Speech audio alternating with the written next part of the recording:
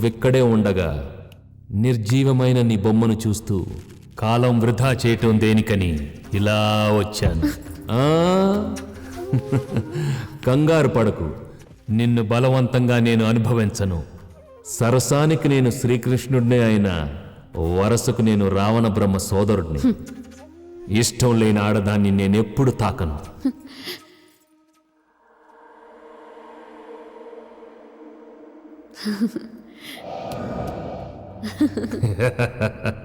నువ్వు ఇక్కడికి వచ్చినప్పుడు కనిపించిన భీతి ఇప్పుడు కనిపించడం లేదు.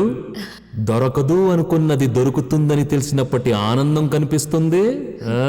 అవురా అవురా, మీ ఆడవారు మగవారిని ఆడించేవారే.